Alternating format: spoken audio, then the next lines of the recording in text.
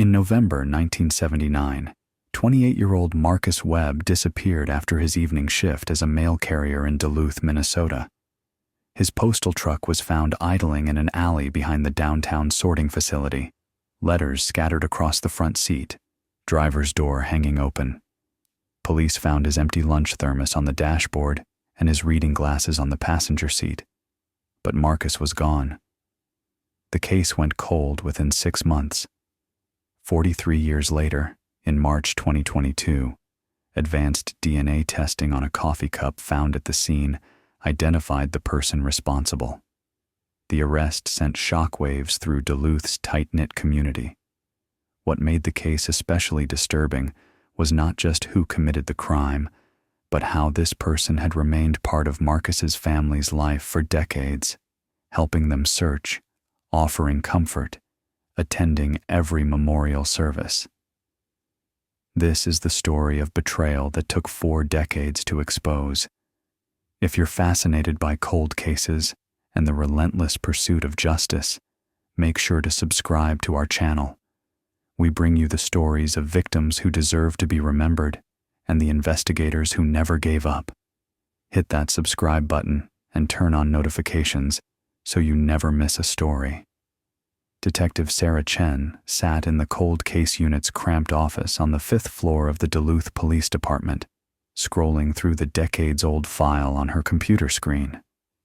Outside, March snow fell in thick curtains across Lake Superior, the same steel-gray water that had been churning the day Marcus Webb vanished. The call from the state crime lab had come 3 hours earlier. The DNA sample they'd submitted from evidence locker 791142 had finally yielded results. After years of trying, the genealogist had traced the profile through 4 generations to a distant cousin who'd uploaded their DNA to a public ancestry database. From there, it was a matter of building family trees, eliminating branches, narrowing possibilities. The name on Chen's screen made her stomach drop. She picked up her phone and dialed the number for Marcus Webb's sister, Janet Holloway. The phone rang 4 times before a familiar voice answered, warm and tired. "Janet, it's Detective Chen from Duluth PD. I need you to sit down. We've identified who took Marcus." The silence on the other end stretched for 5 heartbeats. "After all these years?" Janet's voice cracked. "Who?" "I can't tell you over the phone. Can you come to the station?" "And Janet, I need you to come alone. Don't call anyone. Don't tell anyone. This is critical. You're scaring me. I know. But please trust me." 2 hours later, Janet Holloway sat across from Chen in an interview room, her hands wrapped around a cup of coffee she hadn't touched. At 71, she still had the same sharp eyes as her brother, the same determined set to her jaw that Chen had seen in the old photographs. "The DNA match is definitive," Chen said gently. "We've verified it 3 times. I need to tell you something, and it's going to be difficult to hear." Janet's knuckles whitened on the coffee cup. It was Douglas Pearson. For a moment, Janet didn't react. Then her face went pale. "Doug? Our Doug?" "Yes. That's not possible. Doug helped us search. He organized the neighborhood watch. He came to every anniversary memorial. He sent flowers on Marcus's birthday every year. He was Marcus's friend from the credit union." "I know. That's what made him so effective at hiding."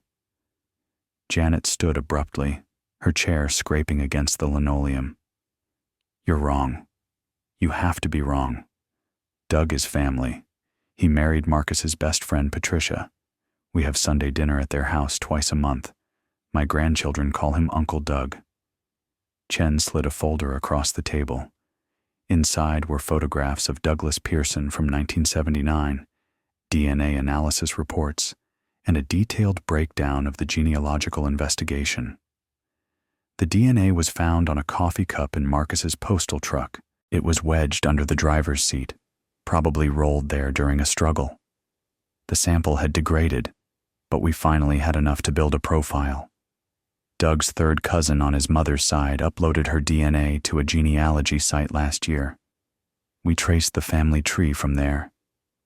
Janet sank back into her chair, tears streaming down her face. How could he? How could he look me in the eye all these years? That's what we need to find out. The story of Marcus Webb began not on the night he vanished, but on an ordinary Tuesday morning in late November 1979, when Duluth had just received its first real snow of the season.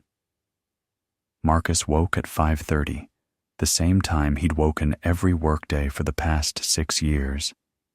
His wife Ellen was already up, frying eggs in their small kitchen on 4th Street, the smell of coffee mixing with the sound of their radio playing softly. Their daughter Amy, just 2 years old, slept peacefully in her crib down the hall. "You're going to freeze out there today," Ellen said, sliding eggs onto his plate.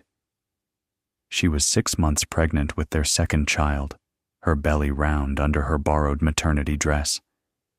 Money was tight on a mail carrier's salary, but they were managing. "I've got my thermals," Marcus said, kissing her forehead. "Bob said the new routes are heavier. Might be late tonight." Bob Hartley was the postmaster, a gruff man in his 50s who ran the Duluth sorting facility like a military operation. Marcus had worked under him since '73, building a reputation as the most reliable carrier in the district. He knew every address on his route by heart, knew which elderly residents needed help opening their mailboxes in winter, which dogs were friendly and which to avoid. At 6:15, Marcus kissed Ellen goodbye, stopped to touch Amy's sleeping head, and walked out into the pre-dawn darkness. His Plymouth Duster started on the second try, engine coughing in the cold. The drive to the sorting facility took 12 minutes through empty streets, where the only other vehicles were snowplows and milk trucks. The sorting facility occupied a brick building on Superior Street, 3 stories of sorting machines and mail slots that hummed with activity by 7 a.m. Marcus parked in the employee lot, punched his time card at 6:29, and joined the dozen other carriers assembling their routes. "Webb, you're taking Henderson's route today," Bob called from his glass office. He called in sick. Route 47, Commercial District. Marcus nodded, though his heart sank slightly. Route 47 meant later hours, meant missing dinner with Ellen and Amy. But Henderson had covered for him last month when Amy had the flu, so he couldn't complain. He spent the morning sorting mail for the commercial route, bundling letters and small packages into the canvas bags that would fill his truck. Around him, other carriers worked in practiced rhythm, the sorting facility a symphony of shuffling paper and stamping machines. At 11, he loaded his truck and began his route. November sun broke through the clouds, turning the snow bright and clean. Marcus worked methodically, parking at each block, carrying his mail bag from business to business. The commercial district was quieter than residential routes, fewer people, more locked mail slots behind glass doors. He stopped at Bergman's Hardware around 1, where old Mr. Bergman always had coffee brewing.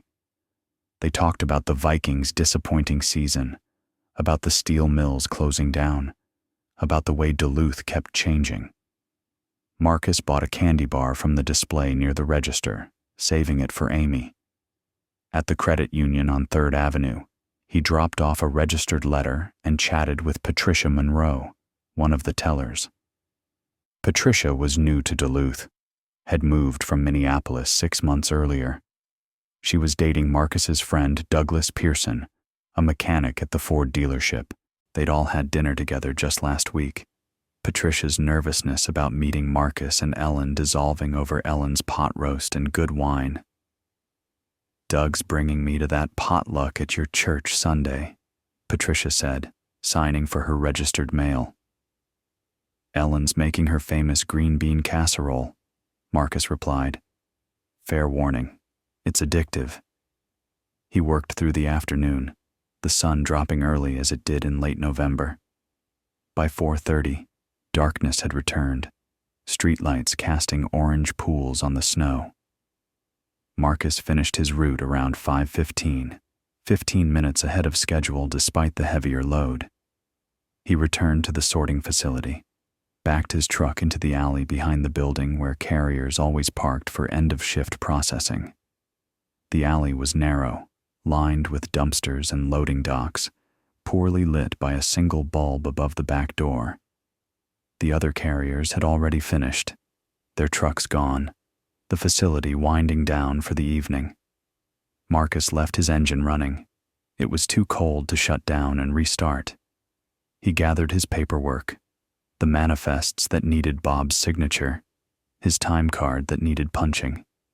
His thermos sat empty on the dashboard, his reading glasses beside it. He'd need those glasses later to read Amy her bedtime story. Someone knocked on the passenger window. Marcus turned, saw a familiar face, smiled. He reached across to unlock the passenger door. That was his last moment of normalcy, his last moment of trust, his last moment of believing the world was safe. What happened in the next 3 minutes would haunt Duluth for 43 years. When Marcus didn't come home by 6:30, Ellen called the sorting facility. Bob Hartley answered, irritated at the late call. Marcus finished his route hour ago, Bob said. His truck's out back. Thought he left already. His truck's there, but he's not? Bob walked out to the alley, phone cord stretching from his office. In the darkness, he found Marcus's truck still idling, driver's door hanging open, letters scattered across the front seat. The thermos, the glasses, the paperwork unsigned. No Marcus. Bob called the police at 6:47 p.m. Officers arrived within 10 minutes, sectioning off the alley with yellow tape. They photographed the scene, documented everything. The scattered letters suggested a struggle. The running engine suggested Marcus had intended to return immediately. The open door suggested someone he knew, someone he'd let approach. Detective Robert Bobby Kowalski took the lead. At 42, he'd worked dozens of missing persons cases, knew the statistics. Adult men didn't usually vanish without reason. They ran from debt, from affairs, from trouble. But everything about Marcus Webb's life suggested stability. Devoted husband, loving father, another baby on the way. Bills paid on time, no gambling debts, no secret life anyone could find. The search began immediately. Officers fanned through downtown Duluth, checking businesses, interviewing late workers, searching alleys and parking lots. They found nothing. The snow that had started falling around 7 p.m. covered any tracks that might have existed. By midnight, when Marcus had been missing 6 hours, Ellen sat in her kitchen surrounded by neighbors and friends. Her sister Janet had come from Minneapolis, was holding 2-year-old Amy, while Ellen gave her statement to police for the 3rd time. He wouldn't just leave, Ellen kept saying. He wouldn't leave us. Among the neighbors who gathered that night was Douglas Pearson. He'd come straight from the Ford dealership when he heard, still in his mechanic's coveralls, grease under his fingernails. He sat at the kitchen table with Ellen, making her tea, answering the door, calling more neighbors to help search. "We'll find him," Doug promised, his hand on Ellen's shoulder. "I promise you, we'll find him." The search expanded over the next 3 days. Volunteers combed parks, checked abandoned buildings, walked the shores of Lake Superior. The Postal Service offered a reward. Local TV stations ran Marcus's photo every evening news broadcast. Tips poured in, each one investigated, each one leading nowhere. Detective Kowalski worked 16-hour days. He interviewed every carrier at the facility, every merchant on Marcus's route, every friend and family member. He checked bus stations, train stations, hospitals in 3 states. He examined Marcus's finances, his phone records, his mail. Everything pointed to a man with no reason to vanish and no means to do so secretly. The coffee cup was found on the fourth day. A crime scene technician doing a final sweep of the postal truck discovered it wedged under the driver's seat, a paper cup from Jensen's Diner on Superior Street. It had lipstick on the rim, along with something else, something that looked like dried saliva. In 1979, DNA analysis didn't exist in any practical form. The cup was photographed, cataloged, placed in an evidence bag, and stored. It would sit in that evidence locker for 43 years. By the second week, the search had consumed Duluth. Churches held prayer vigils.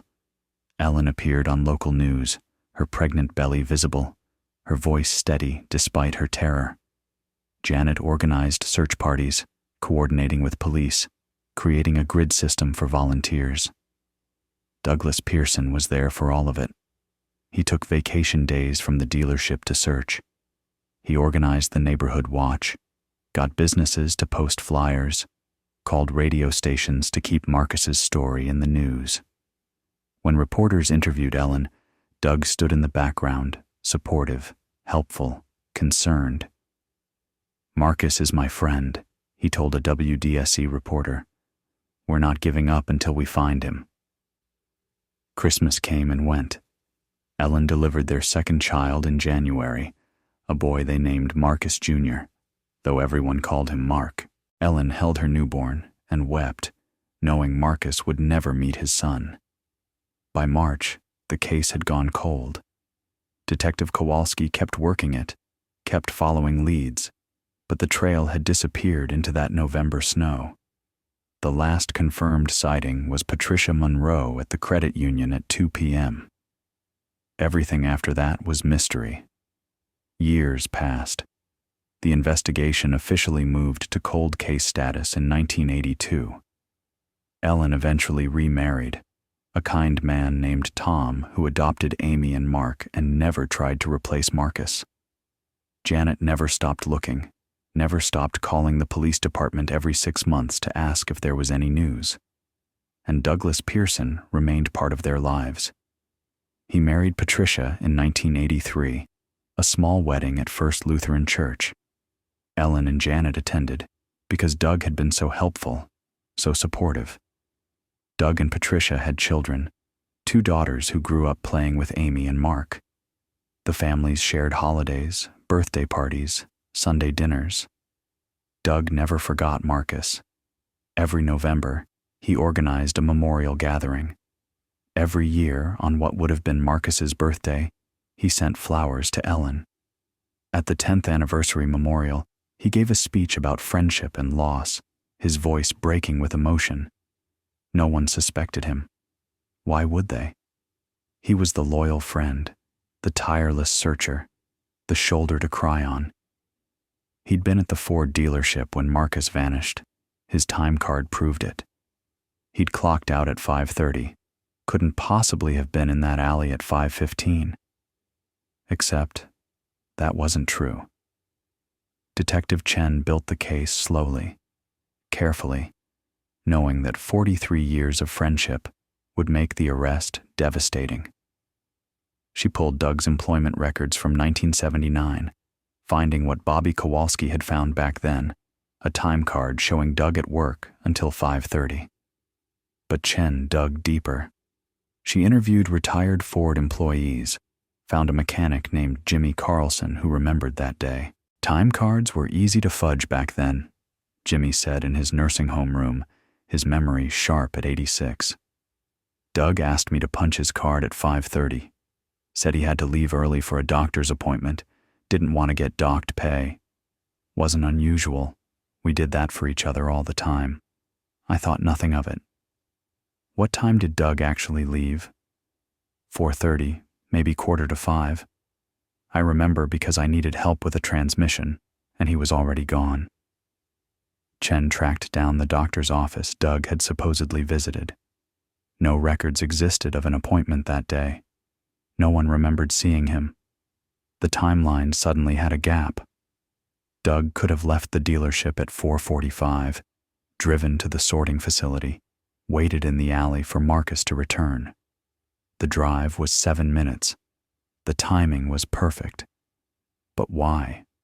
What was the motive? Chen spent weeks following that question. She interviewed Patricia, now divorced from Doug since 2001. Patricia was 68, living in Arizona, shocked by the DNA news. Doug was always strange about Marcus, Patricia said over a video call, her face troubled. After we got married, he'd bring Marcus up constantly. Marcus would have liked this restaurant. Marcus would have known how to fix this. Marcus was always better at things than me. It was like he was obsessed. Did he ever say anything about the night Marcus vanished? Patricia was quiet for a long moment. Once, years later, maybe 1995, we were drunk after a party. He said something strange. He said, "I tried to help Marcus. I tried to show him the better way, but he wouldn't listen. He chose wrong."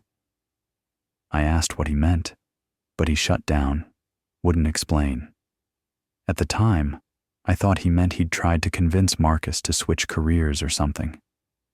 Now, Chen dug deeper into Doug's background, finding things the 1979 investigation had missed.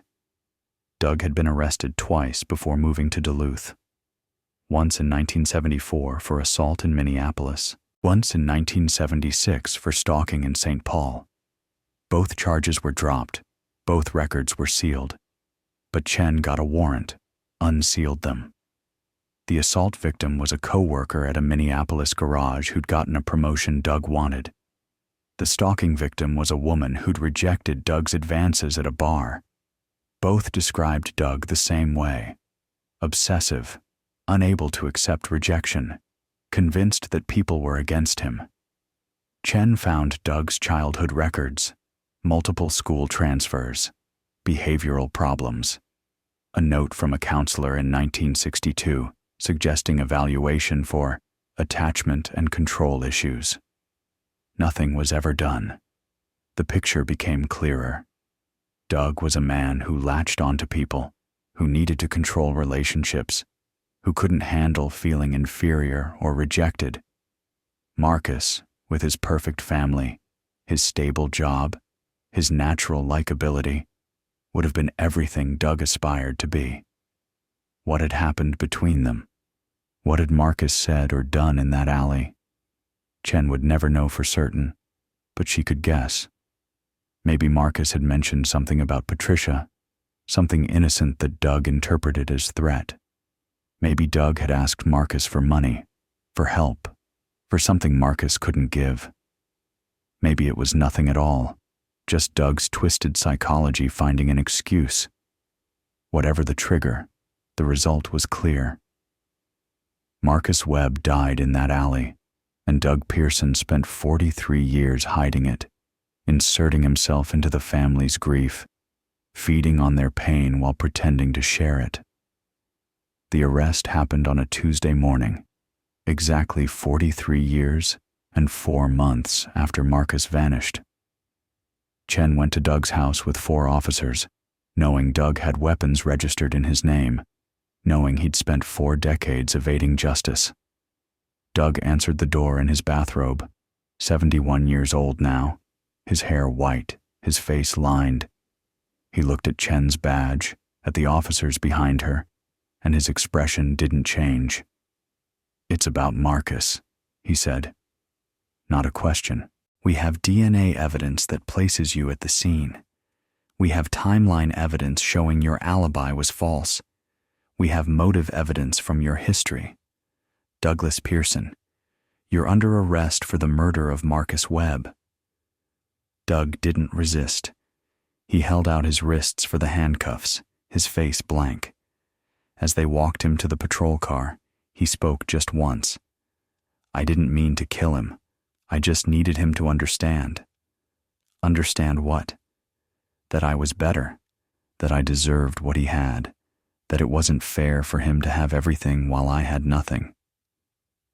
At the station, Doug waived his right to a lawyer, something Chen had seen before in long-hidden crimes. After decades of carrying the secret, some part of him wanted to confess. The interrogation lasted 6 hours. Chen let the recording run, knowing every word would be crucial at trial. Doug talked in circles, contradicting himself, justifying and confessing in the same breath. I went to the alley to talk to him, Doug said, his hands folded on the metal table. Just to talk. I'd been thinking about Patricia, about how Marcus got to have Ellen and this perfect family while I was alone. I wanted him to understand it wasn't fair. What happened when you got there? He was friendly at first. He always was. That was what made it worse. He asked if I needed help with something. I told him I deserved what he had, that I was tired of being less than him. What did Marcus say? He said he didn't understand. He said we were friends. He said there was nothing to compete about. Doug's voice went flat. He didn't get it. He thought we were equals, but we weren't. I could see it in everyone's eyes. Marcus Webb, the good man, the devoted husband, the reliable carrier, and me, just Doug the mechanic, the guy in the background. So you attacked him. I grabbed him. I don't even remember deciding to. One moment we were talking, the next my hands were on his throat. He fought back, knocked letters everywhere. He was stronger than me. I thought he'd win. But then he hit his head on the truck door frame. The sound. Doug closed his eyes. He just stopped fighting, slumped down. I felt his pulse. Nothing. What did you do with the body? I panicked. I had my car parked 1 street over. I got it, drove it into the alley, put him in the trunk, drove out to the woods past Pike Lake, about 20 miles out. There's a ravine there, steep, full of brush. I rolled him down into it, covered him with branches and snow, drove back to the dealership, punched my time card, went home like nothing happened. And then you joined the search. I had to. I thought if I was involved, if I was helping, no one would suspect me. And Doug opened his eyes, and for the first time emotion cracked through. Part of me wanted to be caught. Every memorial service, every anniversary, every time Ellen looked at me with those grateful eyes, I wanted to scream the truth. But I couldn't. Too much time had passed. It would destroy too many people. Where exactly in the ravine? Doug described the location in detail. That afternoon, Chen led a team to the woods past Pike Lake. They found the ravine Doug described, now overgrown with 43 years of forest growth. Ground-penetrating radar showed anomalies 3 meters down the slope. They excavated carefully, treating it as a crime scene even after 4 decades. On the second day, they found bones, human remains, fragmentary, scattered by time and animals, but enough for positive identification through dental records. Marcus Webb had come home. The trial began in November 2022, 43 years to the month after Marcus's murder. The courtroom was packed every day, the case drawing national attention. How does a man kill his friend and then spend decades pretending to mourn him? The prosecution, led by Assistant District Attorney Monica Reeves, built an overwhelming case. The DNA evidence, the false alibi, Doug's full confession, the recovered remains, the psychological profile showing Doug's obsessive need for control. Douglas Pearson didn't just kill Marcus Webb, Reeves told the jury in her opening statement. He killed him and then stole his death. He made Marcus's murder about himself, made himself the hero of the story, the faithful friend who never gave up. But it was all a performance, a 43-year performance designed to feed his ego while hiding his crime. The defense attorney, a court-appointed lawyer named Richard Hansen, had little to work with. Doug's confession made arguing innocence impossible. Instead, Hansen tried for diminished capacity, arguing Doug's untreated mental illness had made him unable to control his actions. Psychologists testified about Doug's narcissistic personality disorder, his attachment issues, his inability to process rejection. But the jury heard Doug's confession, heard him describe calculating decisions, faking the alibi, hiding the body, joining the search to appear innocent. Ellen Webb took the stand on the fourth day. Now 74, she walked with a cane, her voice soft but steady. She described the 43 years of not knowing, of hoping Marcus might somehow still be alive, of Doug being at every family gathering, every holiday, every milestone. "He held my son Mark when Mark was 2 days old," Ellen said, tears streaming down her face. "He looked me in the eye and told me Marcus would have been proud of me. And all that time he knew. He knew where Marcus was. He knew Mark would never meet his father because he'd murdered him." The most devastating testimony came from Janet Holloway. She described decades of Doug organizing memorial services, of sending flowers, of promising they'd find justice someday. "He let me hope," Janet said, her voice breaking. "Every year, he'd say maybe this would be the year we got answers. He fed on my hope. He fed on our pain. That's not just murder, that's torture." Doug took the stand in his own defense, against his lawyer's advice. He spoke for 2 hours, rambling, justifying, occasionally showing flashes of remorse before returning to self-pity. "I loved Marcus," he said at one point, seeming to believe it. "Everything I did after, attending the memorials, helping the family, that was real. That was me honoring him." "By hiding his body?" the prosecutor asked during cross-examination. "By lying to his wife for 43 years? By letting his children grow up without closure? That's how you honored him?" Doug had no answer. The jury deliberated for 6 hours. They found Douglas Pearson guilty of second-degree murder, the prosecution having charged second-degree due to the lack of premeditation evidence. The judge set sentencing for 2 weeks later. In the sentencing hearing, family members were allowed to speak. Ellen chose not to attend, her health too fragile. But Janet spoke, her voice strong despite her tears. "You stole my brother twice," she told Doug, who sat expressionless at the defense table. "Once when you killed him, and again when you made yourself part of our family, made us think you cared, made us trust you. You turned our grief into your stage. I hope you spend every remaining day of your life understanding what you really are.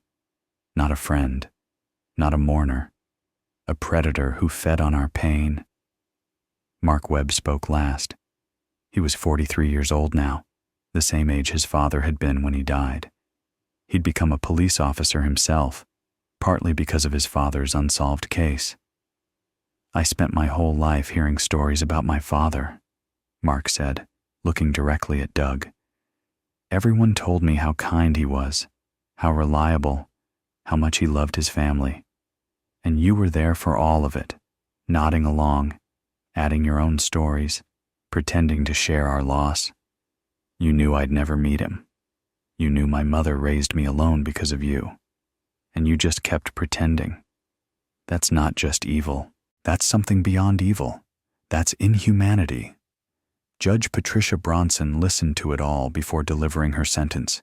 She noted Doug's age, his lack of prior violent convictions, his mental health issues. She also noted the calculated nature of his crime, the decades of deception, the cruelty of inserting himself into the family's grief. "Mr. Pearson, you committed not one crime, but 2, Judge Bronson said.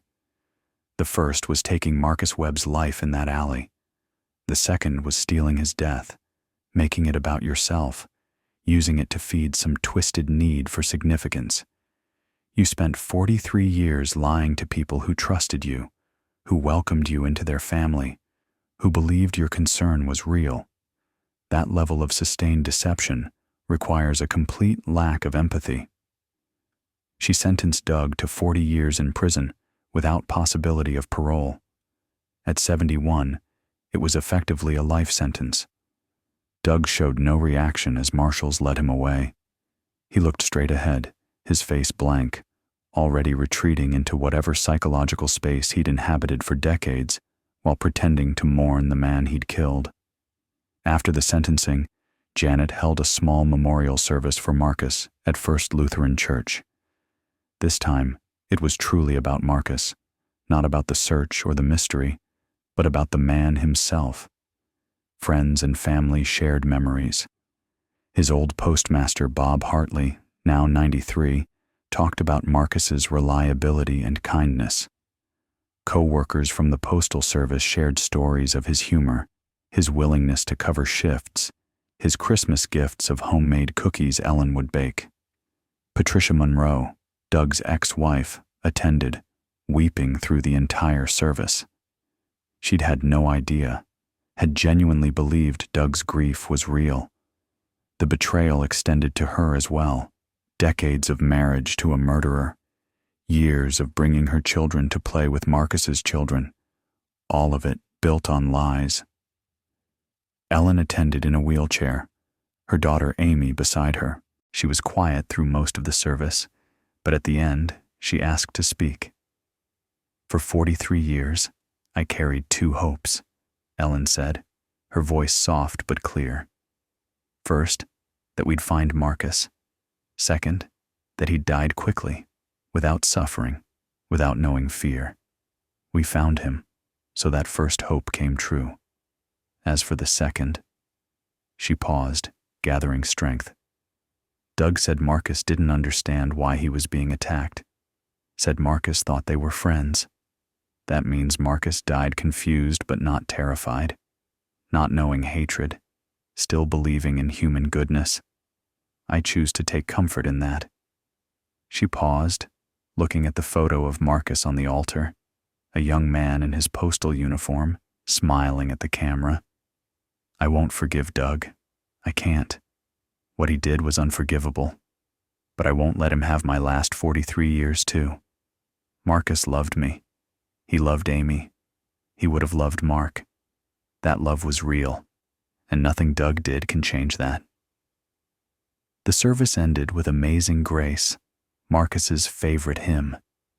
Afterward, people gathered in the church basement for coffee and Ellen's green bean casserole, the same recipe she'd been planning to bring to that potluck the Sunday after Marcus vanished. Detective Chen attended the memorial, sitting in the back, watching the family finally find closure. Cold case work was often thankless, chasing decades-old leads that went nowhere. But sometimes you brought someone home. Sometimes you gave a family answers. As people filed out, Janet found Chen by the coffee table. "Thank you," Janet said simply. "Thank you for not giving up." "We never close these cases," Chen replied. "We just keep working them until we find the truth." "Well, you found it. After 43 years, you found it." They stood in silence for a moment, watching people share memories, watching Ellen laugh at some story Amy was telling about Marcus, watching the family remember him not as a mystery, but as a man. Outside, November snow fell on Duluth, the same snow that had covered Marcus's trail in 1979, the same snow that fell every year on his memorial services, while Doug Pearson stood among them, hiding behind concern and crocodile tears. But the snow falls on truth and lies alike. And eventually, always, truth survives. It may take decades, may require technology that didn't exist when the crime happened, may demand patient investigators who refuse to accept that cold cases are closed cases. But the truth survives. Marcus Webb was murdered by someone he trusted, someone he called friend, someone who spent 43 years making that murder about himself.